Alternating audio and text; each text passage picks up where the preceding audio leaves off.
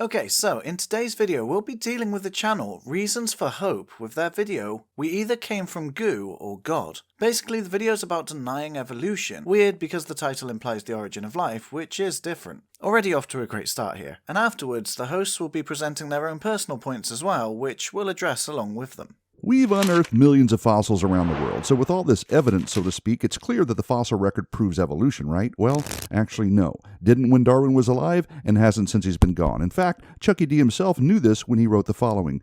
Geology assuredly does not reveal any such finely graduated organic chain, and this, perhaps, is the most obvious and gravest objection which can be urged against my theory. The explanation lies, as I believe, in the extreme imperfection of the geological record. Now, if we find this, as they have cited their reference, so at least they're doing better than PragerU, even if they're cherry-picking their information. So, continuing from the quote they stated, "In the first place, it should always be borne in mind what sort of intermediate forms must, on my theory, have formerly existed. I have found it difficult, when looking at any two species, to avoid picturing to myself forms directly intermediate between them. But this is a wholly false view. We should always look for forms intermediate between each species, and a common but unknowing progenitor, and the progenitor will generally have differed in some respects from all its modified descendants." Darwin emphasized the importance of understanding his theory correctly. He was well aware that his theory will be challenged, especially in his time. He points out that when thinking about intermediate forms, we should not imagine intermediates between any two species. Instead, one should envision forms intermediate between each species and a common, unknown ancestor. The common ancestor, according to Darwin's theory, would give rise to various branches, each evolving independently. He was confident in his theory, but understood that fossils were not easy to come by, and science requires a lot of evidence. But surely after all the time since Darwin, digging and discovering fossil after fossil, we have a more perfect geological record that supports evolution, right? Not even close, bud. Listen to how two renowned evolutionary biologists summarize the truth. Instead of finding the slow, smooth, and progressive changes, they saw in the fossil record rapid bursts of change, new species appearing seemingly out of nowhere and then remaining unchanged for millions of years.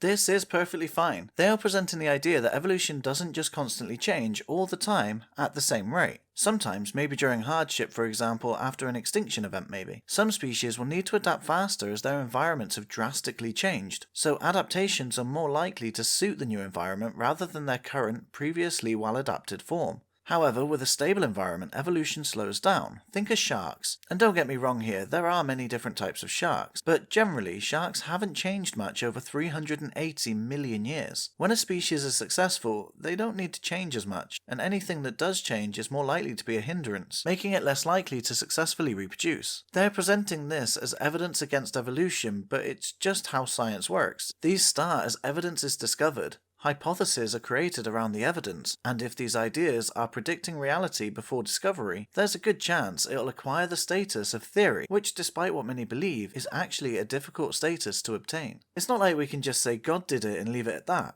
right? Patterns hauntingly reminiscent of creation. God damn it. It's not, and I'll explain later. The fossil record doesn't show gradual change, and every paleontologist has known that ever since Cuvier. Yes, it does, but it can also show faster change as well. The rate of evolutionary changes are not constant. Or however you pronounce that. Okay, I could go on, but there's always going to be opposing views because on both sides of the debate, the same evidence is interpreted through different worldviews. You gotta remember that, people. Facts don't say anything. People say things based on their interpretation of facts influenced by their worldview. Kind of. I mean, evidence is showing what is actually happening in reality. And like I've said, people create ideas that are able to predict more evidence. For example, evolutionary scientists predicted that if whales had evolved from land mammals, there should be transitional forms in the fossil record showing a series of changes from terrestrial to fully aquatic adaptations. Specifically, they predicted the existence of fossilized intermediate forms with characteristics intermediate between terrestrial mammals and modern whales. They had evidence to suggest their hypothesis, they made a prediction with that, and found more evidence for it. The problem with a God hypothesis is that no predictions can be made from it to further support the idea. And when you already start with what you believe to be factual, God for example,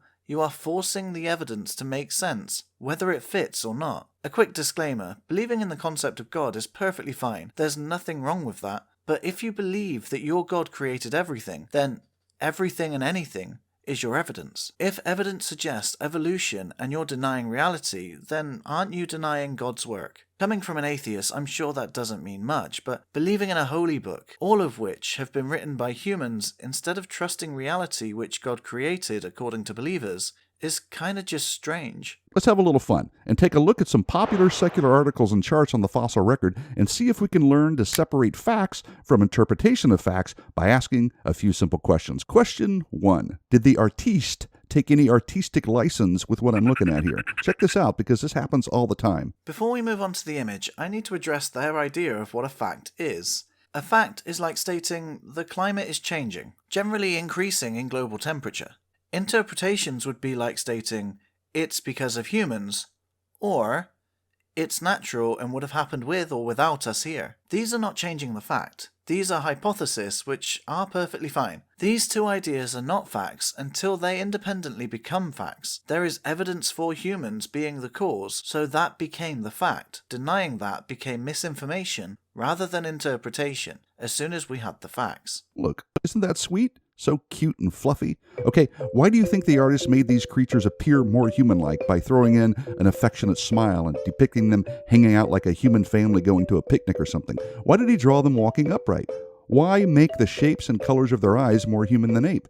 Is any of it based on actual fossil evidence? Of course not. Actually, of course it is. But that was a lot of statements made in a short amount of time, so let's tackle these one at a time. The smile. Probably not fossil evidence, but maybe. However, even if you don't think of this species as a previous form of human, which it isn't, somewhat related but not a direct ancestor, so instead it's just an ape. Well, apes smile. Their smile doesn't change anything here, even with your point of view, they're still allowed to smile. How about like a family? Many species, not exclusive to humans, or apes, or mammals for that matter, are social creatures, like penguins. What about them having a picnic? Well, they are in the wild, how else are they meant to depict them? Stressed out about taxes? Attending churches? It's not like they actually had baskets and were out there with Yogi Bear, is it? So they were walking upright. Now this one we do have fossil evidence for. The species in the image is Australopithecus afarensis. We do have fossilized footprints of Australopithecus. But if that isn't enough, then scientists have looked at their skeletal structure and can easily determine these creatures would have found it almost as awkward as we do to be quadrupeds. As for the human eyes, the same thing as I've mentioned before. I find it very unlikely that their eyes would have had slit pupils, but I guess you never know. Question 2. Is the attention-grabbing headline or title supported by actual facts? For instance, take a look at this popular book called Why Evolution is True. We don't even have to go any further than the jacket on this one, because on it you got a dino evolving into a bird in 3 simple steps. There you go. But then on the inside, this is written, and I kid you not. The jacket depicts a chronological sequence of fossils showing the evolution of birds. We do not know whether the actual line of descent included, now wait for it, the first 3. Say what now?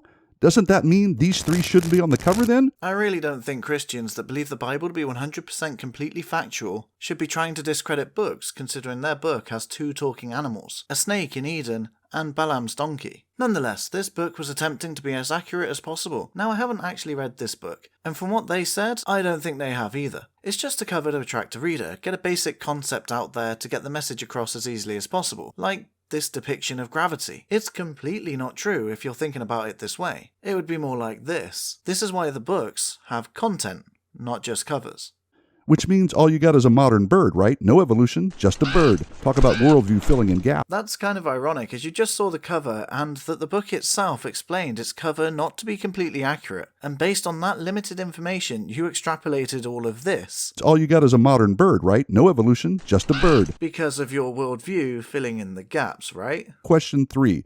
What do the graphics on evolutionary charts indicate? I mean, they sure do look convincing. For instance, on this one from the dinosaur book, you got solid red columns and white columns showing gradual progression over time. But let's read the almost imperceptible 2-point font over here. It reads, tinted areas indicate solid fossil evidence, which means the white areas represent no solid fossil evidence, right? Okay, then take them away. Uh-oh, looks like patterns hauntingly reminiscent of creation, I'd say, right from their own chart. First off, I'd like to appreciate that they're using those graphs, and not this very common inaccurate one, which, to be honest, I was expecting. However, once again, they're filling in their own gaps. Although, what they said was completely accurate, they were just careful with their words. Let's take a look at that graph they showed. You can't go from solid evidence to no evidence. That's what they implied, but not what they said. Sure, the white areas show no solid fossil evidence, but that doesn't mean zero evidence. It's like the difference between finding a Spinosaur tooth and an almost complete Spinosaur fossil. Then they claimed it looked more like creation. Now this is definitely forcing evidence to fit your pre-concluded views. Now I understand that there are some very different versions of creationism. 6,000 years old, 4,000 years old, kinds instead of species, variations between them as well. Some forms of rapid change of variations. Either way, it doesn't matter. I'm pretty sure that all agree that God created animals at the same time. This graph specifically shows 3 species, or kinds, starting at least 248 million years ago. What happened there? Did God create a bad batch and then have to start again sometime between 213 million years ago, where we now have about 11 new creatures throughout time? Does he just drop a new one in occasionally? It doesn't fit any divine creation story that I know, but hey, feel free to enlighten me.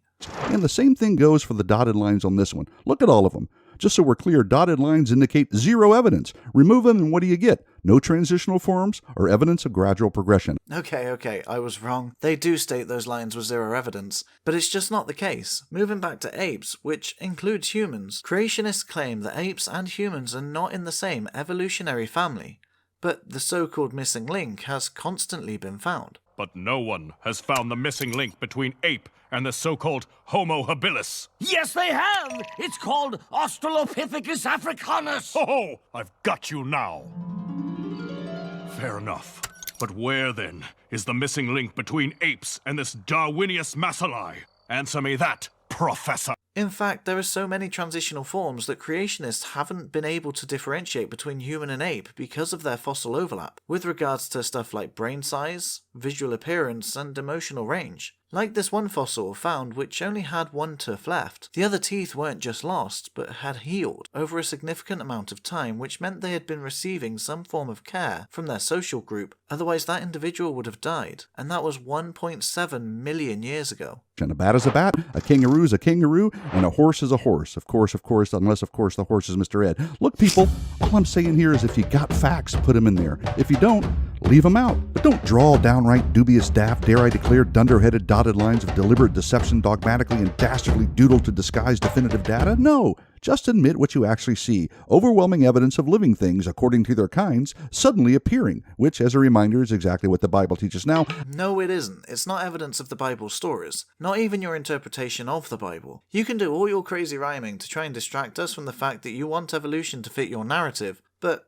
maybe don't rely on a book written over 1,000 years ago by humans who had no idea how to comprehend these topics. If reality doesn't fit your book, then feel free to change the book. Now, we haven't gotten to the main portion of their video where they address some key points and some of their own common questions, but I'll skip the next bit of rhyming at least, and it simply ends with, the whole idea that the fossil record proves evolution has been debunked. Adios.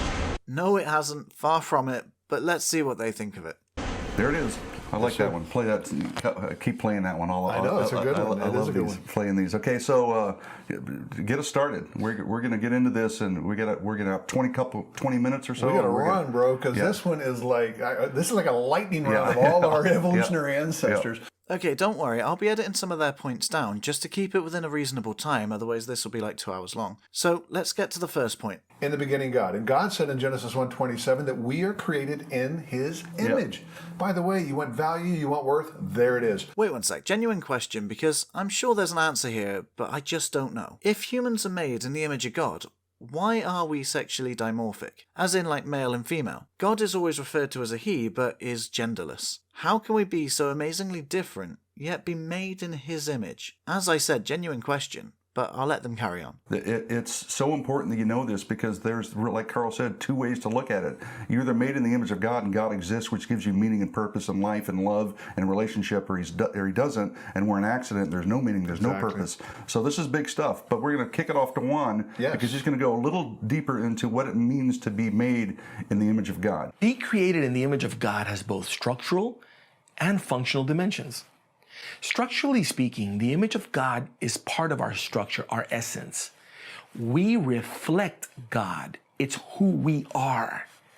This distinguishes us from the animal kingdom and gives us ontological worth. We are moral beings with a conscience, knowing right and wrong, a law that is written in our hearts. So first they mention God gives us meaning and purpose, or there's no God and no meaning or purpose. Well, the way I view this is that we find ourselves in a universe so large that the majority of it may already be out of reach forever. We are in an unfathomably large sandbox that God supposedly created for us. It's nice to believe that we're that special, but the universe just doesn't owe us anything. With or without God, life can be purposeful or purposeless. The best thing you can do is find your own purpose. You don't need to follow a spiritual path, but you can if you want to. They then move over to Juan, and he's talking about absolute morality. The idea of what is right and wrong. It's always the same no matter what. For example, killing someone is wrong, and helping someone who's struggling is good. However, stating that it's written in our hearts, implying everyone has this knowledge and understanding, relatively saying it out loud sounds true.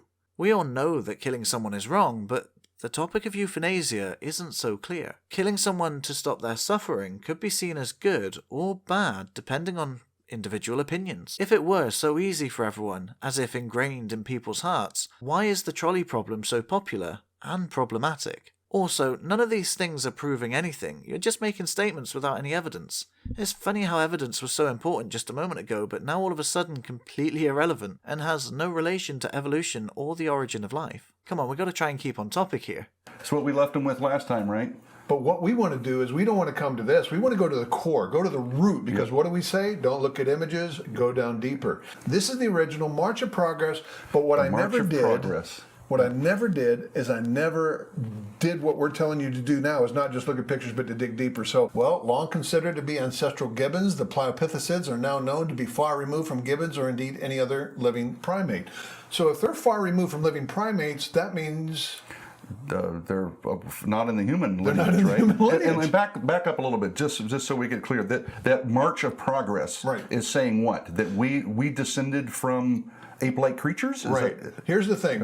Evolution no longer teaches that apes evolved into humans. It now teaches that there was a ape-like ancestor that had both ape and human characteristics, and then slowly, gradually, over time, they had mutations, and some became gradually more ape, and some became gradually more human. Again, that's not quite right. No, humans are in the category of great apes. If we are made in the image of God, then we can likely conclude that he is a great ape too, and created them in his image as well. Also, the March of Progress image is incredibly outdated, back when there was less evidence to create a better understanding, and then just a way to explain to people new to the concept. So they're right, it is wrong. Saying humans evolved from apes is wrong, because we are apes, and have a more recent common ancestor. It's not just linear either, where a species just improves itself only. Sometimes species diverge into multiple different species. That's why we say common ancestor. But if you keep drawing that line back, we have a common ancestor which is the Tiktaalik. This is why I enjoy science. It's always learning new things and changes based on new information, new evidence. Pointing out holes in our earlier conclusion is like saying the Earth isn't a globe because we once thought it was flat, therefore Raptor Earth is the only answer. You're arguing against evolution without any evidence of your own. We'll be skipping a fair bit from here because they talk about the March of Progress for a while,